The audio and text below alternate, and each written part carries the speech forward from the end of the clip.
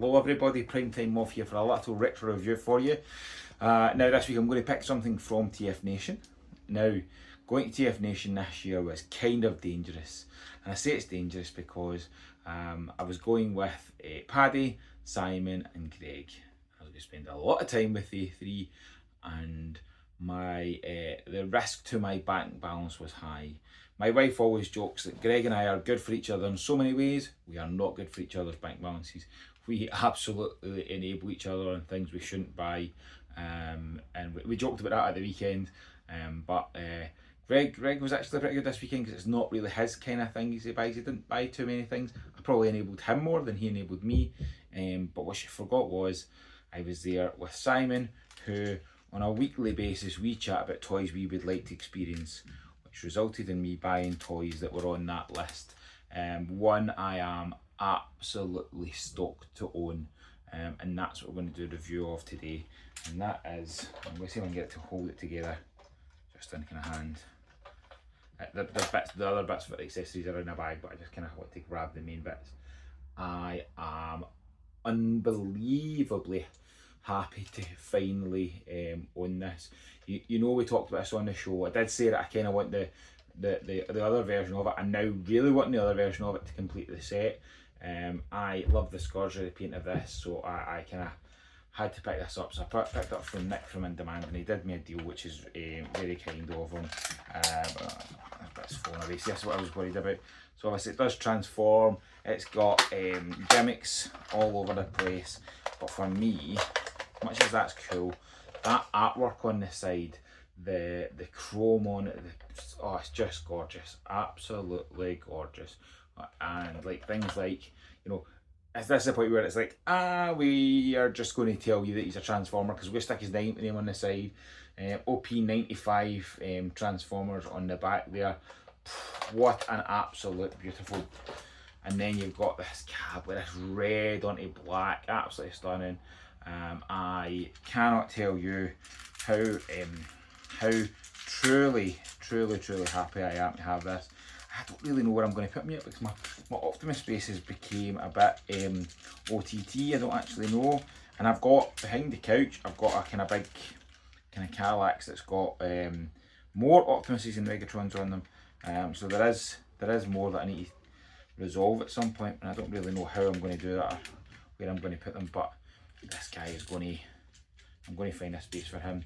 And I nearly picked up the Fans Hobby version of this because I'd grabbed this, but then I was like, do you know what, I've got loads this weekend, I kind of need to kind of stop, and it's always nice to have something else.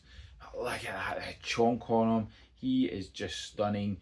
The kind of matrix you can see in his kind of window, beautiful. I am looking forward to kind of having him posed. I think I'm going to pose him beside RID Scourge because that's my favourite kind of probably one from that line. I don't know if it's my favourite mould. I don't know if this one tops it, but an absolute beast.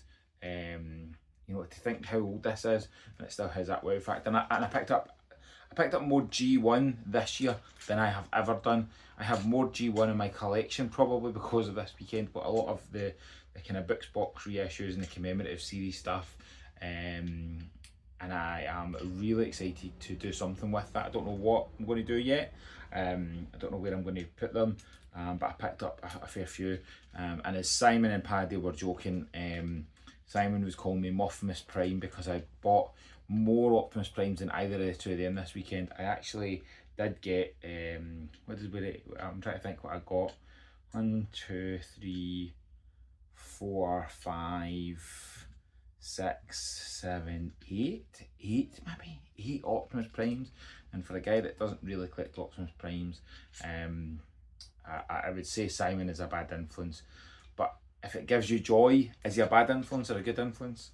My wife would definitely still say bad influence, but no, I am over the moon with this. So I think the lesson for me this weekend was go and experience new toys, go back, get into the history, go and find new toys. I had a great conversation with Sixo, and a great conversation separately but on the same topic of this with Liam about actually, you know, there's so many aspects of the previous year's Transformers that I didn't pick up because at the time it was not what I was after.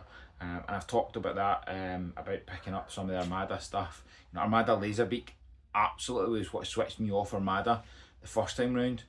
It was the hook that brought me back into, I want to try some of these Armada stuff. So I do encourage you to go back, look at some of the older material, comics, Dreamwave comics. Go back and look at the Dreamwave comics if you never experienced them first time round. You don't need them to be anything other than just a, I can enjoy this for what it is.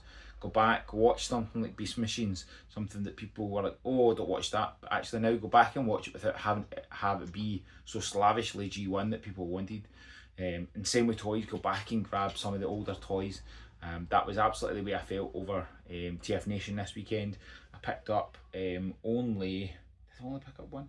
I only picked up one recent release. You know, picked up a couple of proper old pieces that I was really happy to get out with G1, some old third party stuff. You know, I talked about that in the kind of haul kind of talk of my top 3. I could have easily done a top 10 and still had more and easily done a top 10, but I went back and picked up some of the older stuff, and that probably excited me more, seeing older stuff. Even things I didn't pick up, it was really cool to see some older stuff. So that's my theme. I'm looking forward to TFNation 2025. I'm really looking forward to TFN Mini Reading. I'm hoping, I never spent enough time at the Toys Food table this year. It was so manic. Every time I tried to sneak away to go and have a look, it was so manic. So hopefully I'll get a chance to see their stuff in November and get a bit of time. But for me, this is the kind of last TFN video for this year. Thank you to every single person who came to the stall. Thank you to everybody who tolerated my awful singing on our stupid little advert. It was an idea that came to me at like 5:30 in the morning out of run. I thought, let's do something fun. So hopefully you all enjoyed that and took it in the humour that it was meant to be. And yes, you're correct. I shouldn't give up my career to become a singer. I don't want to put anybody out of business by being so good, especially Rowan. And thank you to people who come up and talk to us about the videos we've done, the channel. It's really encouraging. You know, we are slowly growing, trying to find our feet still. So, you know, all your lovely feedback and all your kind words was fantastic. So, from me, Primetime Moff, this is so long for now to TFNation 2024, and I look forward to you know, 11 months from now, getting excited and start to talk to you about 2025, because we've got some big plans. Till then.